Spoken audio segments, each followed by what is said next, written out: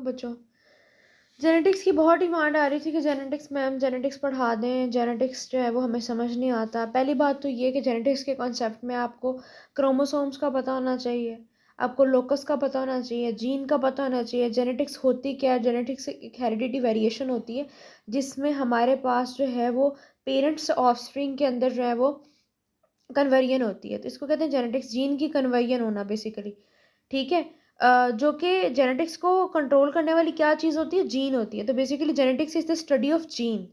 ठीक है। इसके अलावा इसमें आपको ये पता होना चाहिए रिसेसिव एलील और डोमिनेंट एलील क्या होती है। अब देखें, डोमिनेंट और रिसेसिव एलील ये होती है कि अगर तो आपके कोई भी मेल है और फीमेल है, जब उनका क्रॉस करवाया जाता है, यानी फादर और मदर का क्रॉस करवाया जाता है, तो अगर फादर जो है वो हमारे पास जो है वो वाई और वाई है और मदर जो है वो एक्स और एक्स है, तो ये है कि जो फादर है वो as compare to mother dominant होता है।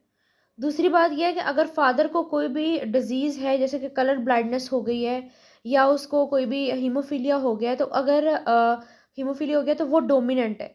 तो डोमिनेंट अगर उसको हीमोफीलिया हो गया, उसके एक वाई के ऊपर जो है वो हीमोफीलिया का एच आ गया है, तो वो इसको हीमोफीलिया हो गया, और मदर को हीमोफीलिया नहीं है, वो बिल्कुल नॉर्मल है।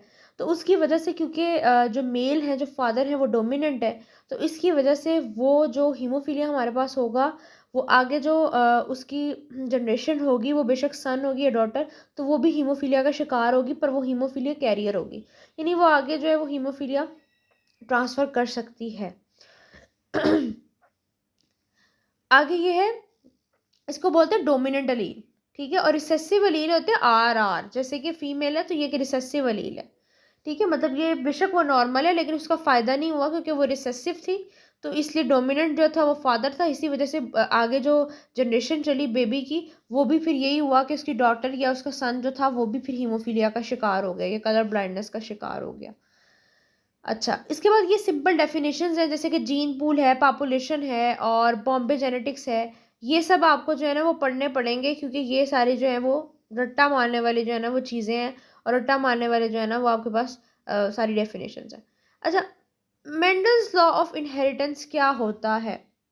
Mendel law of inheritance, law of assortment, ये होता है कि एक तो सबसे पहले इसने एक जेनेटिक्स लिया था, इसको फादर ऑफ जेनेटिक्स कहते हैं।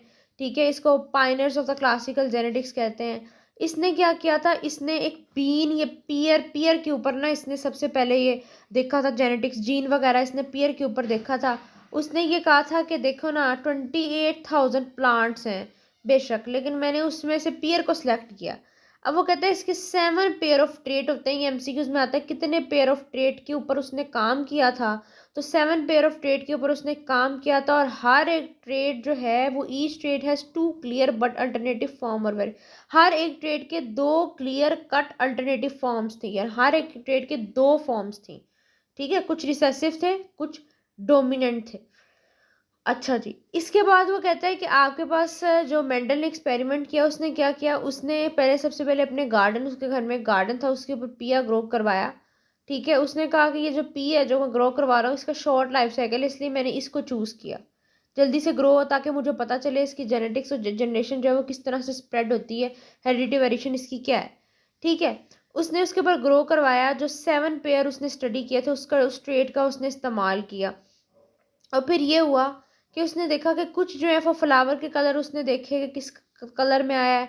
सीड का कलर देखा उसने, रॉड का कलर देखा उसने, पॉट का कलर देखा, पॉट की शेप देखी, फ्लावर की पोजीशन देखी, प्लांट स्टेम की हाइट वगैरह देखी। और उसके बाद इसमें डोमिनेंट और रिसेसिव क्या था कि अगर तो पर्पल और वाइट कलर के, कुछ पर्पल कलर के कुछ वाइट कलर के थे, तो जब उनका क्रॉस मैच करवाया गया तो वो पर्पल कलर के आए, क्योंकि डोमिनेंट इसमें पर्पल कलर है। डोमिनेंट का तो आपको पता चल गया ना कि डोमिनेंट होता क्या है। उसके बाद आपके पास देखो, जो हमारे पास पी प्लांट था उसकी F2 जनरेशन ये थी, ये कहता है कि 3/4 रेशो 1/4, 3 की रेशो थी, कि मतलब जितने ग्रीन थे, जितने येलो, जितने वाइट, उसके हिसाब से आपने लगाना है कि इतने येलो थे, ठीक है, और इतने ग्रीन थे आपके पास।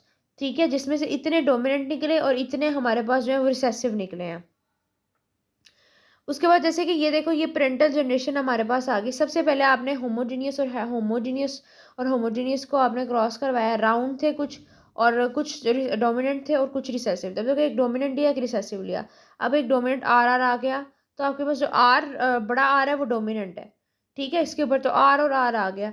अब F2 जनरेशन को जब सेल्फ क्रॉस करवाया आपने, आर को आर के साथ सेल्फ क्रॉस करवाया, तो आर और आर सेल्फ क्रॉस 2 दफ़ा आ गया ये, क्योंकि 4 पेयर्स बनना शुरू हो जाते हैं उसके।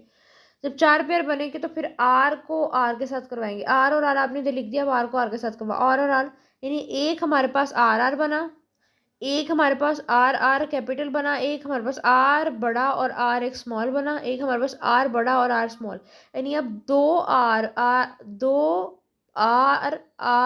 बन गए, यानी दो, एक बड़े बड़े आर बन गए और दो हमारे पास क्या बन गए, एक बड़ा आर और एक छोटा आर के दो बने हैं 4 में से। और छोटा आर कितने बने, 2, छोटे आर कितने बने, 1, बड़े आर कितने बने, 1, लेकिन कम्बिनेशन जो आर का, बड़े आर का और छोटे आर का, वो कितना बना, 2 बने।